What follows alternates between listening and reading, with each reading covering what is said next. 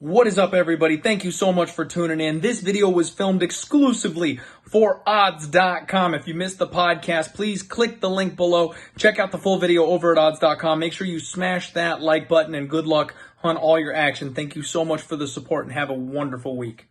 Let's roll.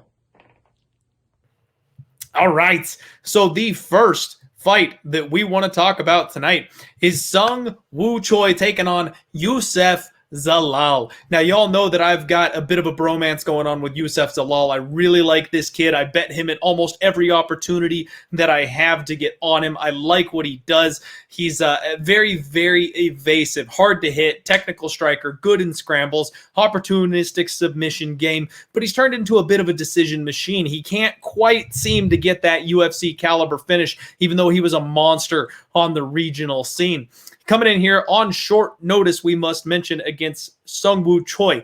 Now, Choi is a fighter who has had a really rough go of it here in the UFC. I think he's 3-1, just barely rebounded in his last fight, but he's really young, opportunities to improve here. He likes to control the center of the cage. He's got really, really good, sharp, fast hands. He always attacks in combinations, nasty clinch elbows, and he's got those big, long knees up the middle. There's a couple fighters we like to highlight that we talk about that have that, like Dan Hooker comes to mind. There's not a lot of people that have the build that can use that knee, but he definitely has that available to him.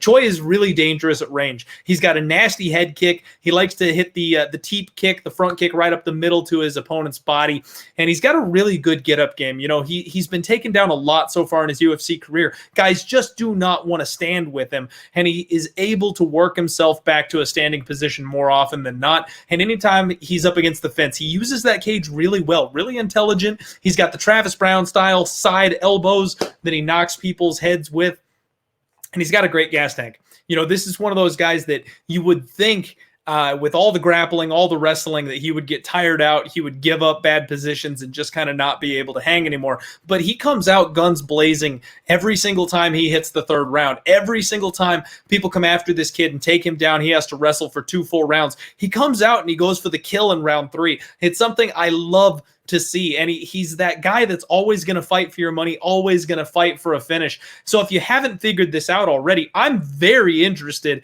in Seung Choi. We've got Choi sitting as a decent-sized underdog here. Zalal, as expected, is a decent-sized favorite. Opened up -210, sitting about -225.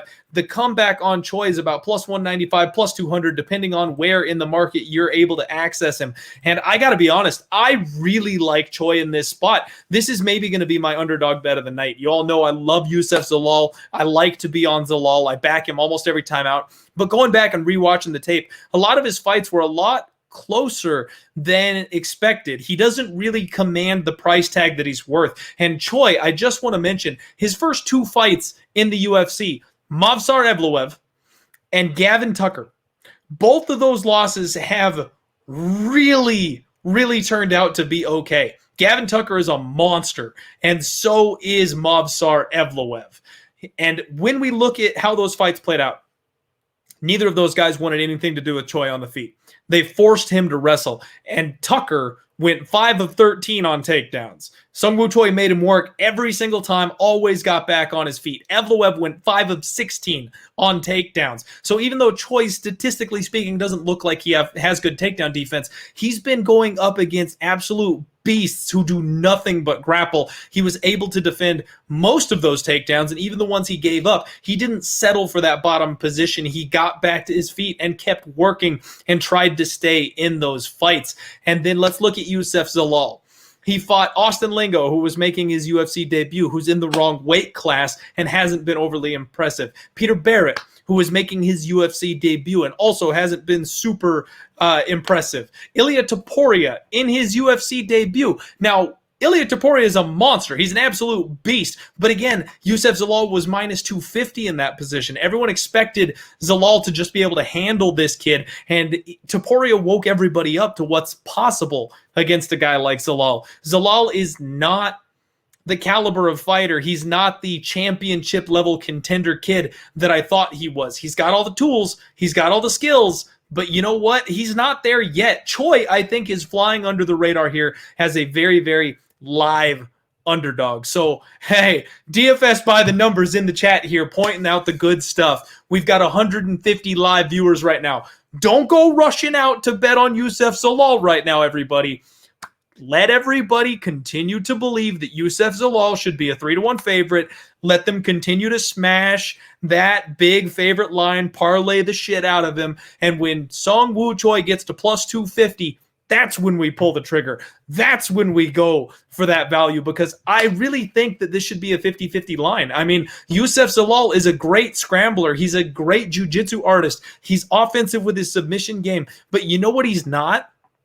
He's not a huge takedown guy. He's not a great wrestler. He's not a guy that's going to come out and chain wrestle to the level of the guys that Choi has faced, like Tucker, like Evloev. He's not on that level when it comes to grappling. So when he can't grapple to that level, this is going to be a stand-up fight. And on the feet, I think Choi is a better striker than Zalal. And this is the small cage. Don't forget, everybody, we're back in the UFC's apex. So this is going to be the small cage. These guys are going to be forced to fight one another. And Zalal doesn't have the kind of pop on his punches that Choi does.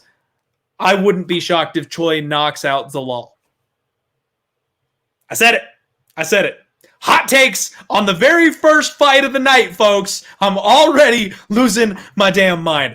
Don't be shocked if Choi knocks out Youssef Zalal on Saturday. Choi is a very live dog. I will take him right now, but that price is getting better, so don't lock it in yet. Let's all be patient. Let's all wait. We will be betting on Seung Choi come Saturday. Let me get caught up with this chat here. We've had some people rolling in. I see a little bit of love here for Choi. Robert Cherry agreeing with me. Bew Blaze saying it. And that's what's up. Oz Taylor, we're looking good. We're looking good. Aaron Milner giving Brady his brain points that he deserves. Absolutely. Gotta love when me and my man DFS line up on stuff. People saying that they like Choi. All right. Yeah, price too high on Zalal. I mean, remember, if you haven't been hanging out here on the Die Hard MMA podcast for very long, we're talking sports betting. So the line makes all the difference. You know, Youssef Zalal shouldn't be a minus 250 favorite. He might end up winning the fight, but he should be more like minus 125, not minus 250. So got to take that shot on the live dog. Line is way, way, way too wide. And Youssef Zalal, I hate to say this, really hate to say this, he's starting to give me Pena vibes. Y'all remember when we faded Luis Pena with Kama Worthy because he just wasn't living up to that line. He's continuously this giant favorite because everybody likes what they see, but then he's just barely squeezing by his opponents. And it's not quite to the same extent. I think Zalal has a much higher ceiling than Pena does, but it's the same thought process. And as long as we get these big, gigantic lines where there's tons of value on the dog, we just got to punish the bookies. We got to go on the other side. We got to take advantage of it when we can get it. And I think Choi is a very, very live underdog on Saturday. Hot takes. That's right. And Brett McKinney loving when we're on the dog. That's what's up. All right. All right. We got a disagreement here. Zalal will get Choi. He has no ground game. See, that's the thing, though. Choi actually has a very good, solid defensive guard, and it's not going to take place on the mat because Zalal isn't going to be able to hold Choi down. You know, if guys like Gavin Tucker, if guys like Movsar Evloev couldn't keep Choi on the ground, I don't think Zalal can. And Choi is going to be defensively sound enough to get back to his feet. So, I mean, Zalal could always end up sinking in that choke. It's entirely possible, but I think this one's going to the cards unless Choi gets some kind of a late finish. I think Zalal's going to come in good shape, so I'm not expecting him to like gas out or anything like that, but you never know. Short notice fights, not expecting to, you know, be in camp. I know he's training with a lot of his training partners getting ready for a fight, so he should be in good shape, but crazy things happen when you step up on short notice. That's all I'll say.